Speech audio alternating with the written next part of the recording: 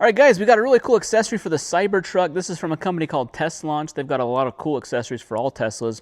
This is the center console refrigerator that we can install right in the Cybertruck. It plugs into the outlet. So first off, look how big this is. This is going to fit perfectly right in that center console area that's kind of really not very useful space, and this really makes it nice. It's got the nice screen here, on-off button, our settings, plus and minus, and then I really like this. We've got a USB-C and USB-A outlet, so it's going to expand our charging ability for our phones.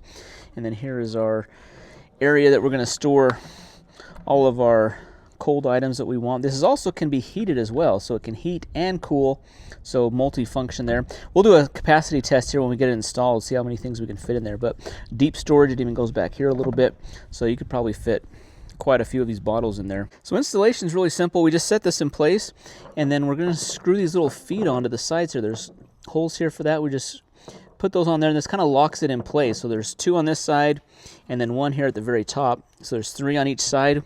Bolt those in. One thing that's cool about the top here is it kind of has it looks kind of like a retractable tonneau cover from the Cybertruck's bed, which I think is kind of cool. So it moves really easily, and it's got that kind of Cybertruck look to it on the top.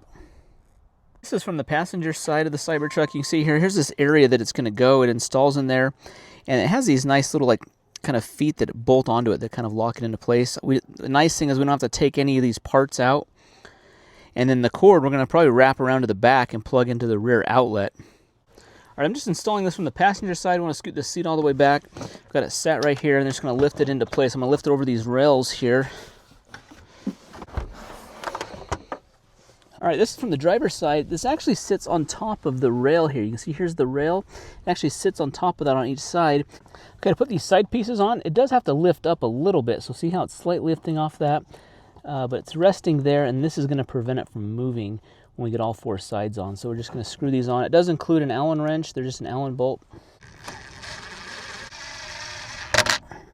Okay, those two are installed. You can see how there's a little bit of a gap right there all the way around here. But with it being lifted up like that, it does bring it a little closer to the center console armrest area here. And then up in front here, it's touching. There's actually some foam padding there to help keep it from doing any damage. Also, it's going to help with vibration. And then it rests right on this block, and we'll just screw that in. All right, I got it all secured down. There are some little plugs that are included. They're like little black inserts that just go over the hole there, so kind of covers up the screw hole. So I could put those in. So the cord here, you can kind of see how there's still a little space down there. This is cut out right here so that it can pass over the seat rail, so that way it can maneuver in there. And then the plug is just going to go from the front here to the back, and I'll show you where we plug that in. Under the screen and the vent here, there's a 120 volt outlet here. We'll just plug this in, and then we can just tuck any of the excess wire to kind of down here on the side. Now here in the Cybertruck, you do have to turn your outlets on, and here so if I go into outlets, I can just turn on the outlets, so that way those are going to be active. All right, with it on, this is our display here. It shows here that it's pulling 14 volts. This is our current temperature. It's on max cooling mode, and it's on cooling mode, and it does have a Bluetooth symbol there, so we probably could hook up a Bluetooth connection to it. Hit the settings button.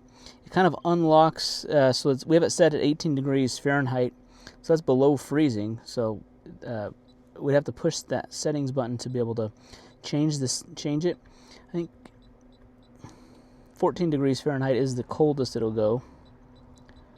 So I'll set it at 20 degrees, hit the settings button, that kind of locks it in. There's also an eco mode. If we hold the settings button down, we can get into the different modes. So we can change it from max cooling to eco mode, so it's just not going to take as much power. All right, I have it back to Fahrenheit mode, and I have it on max cooling. So we're going to see how quickly it gets down to, I think I got it at 20 degrees. We're going to see how quickly it gets down. It's been just a few minutes. It's already dropped 9 degrees from 60 degrees to 51. So I'm going to let it sit there, but I've been experimenting with the capacity. I want to see how much stuff I can put in here. Actually, is quite surprising how much I put in here. So I have this is just a little container. You could put your lunch, you could put fruits, vegetables, whatever in there. So that kind of sits on top. But then I have inside here 16 cans. 16, these are 12-ounce cans. These fit in there. They're double stacked, and so there's 3 rows double stacked on here. So pretty impressed with all of the capacity we were able to fit in here. All right, I just pulled everything out. Actually, I was able to get 18 cans in. I got 18 cans and this container. One thing I like about this design is this lid here, it doesn't protrude into the cooling area. So a lot of these coolers will have like a big thick lid that will like go down inside.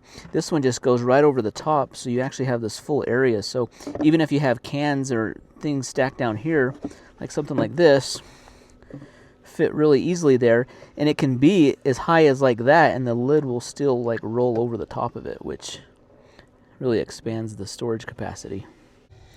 All right, it's been about 17 minutes, and it's already gotten down to 19 degrees Fahrenheit, so that's below freezing. It's really cold here. We open this thing up here. Wow, it's really cold. We actually have a really nice light in there as well, right back here against the back. There's a light right there that shines down in there. So that gets really cold. I really like how adjustable the temperature is, so we can get it down to freezing if we need to do freezer, or it can even go up to heating. So if you need to heat things, we can do heating mode where we turn up the temperature to heat things up. So guys, I've kind of driven around with this for a few days in my Cybertruck here. I really like the functionality of this. It really just makes really good use of this space. You can also set things on top of it here. Like this is kind of an extra space to put things. You really couldn't do that before. I like this type of this style of lid where it just retracts back. I've seen a few others that they have actual lid, and the lid can only open just a little bit, and you can't get things out as easily.